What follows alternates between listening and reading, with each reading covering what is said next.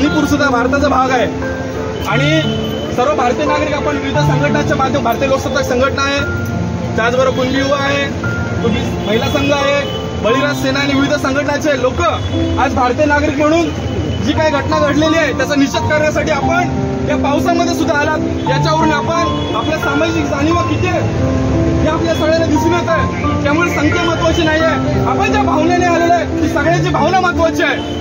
आणि याच्यावरून इथल्या शासन प्रशासनाला कळत असेल की भारतामध्ये जरी काय घडलं तरी भारताचे नागरिक शांत बसणारे लोक नाही आहात, आम्ही नेहमीच अन्यायाच्या विरुद्ध उठणारे लोक आहोत। आणि जी मणिपूरची घटना घडलेली आहे अशा घटना वारंवार घडल्यामुळे जगामध्ये भारताची मान ही शर्मेने खाली जाते।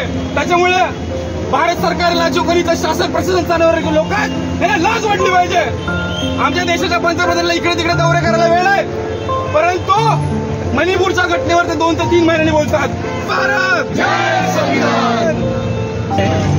मणिपूरमध्ये जे हिंसाचार चालू आहे, जे जातीय दंगली चालू आहेत, त्या दंगलीचा सर्वप्रथम आम्ही निषेध करतोय। आणि या दंगलीचं पर्यावसन आज आपण भारतामध्ये महिलांना आपण सर्वोच्च स्थान दिलेलं आहे, महिलांचा आपण आदर सत्कार करतो, महिलांना आपण विशेष वागणूक देतो।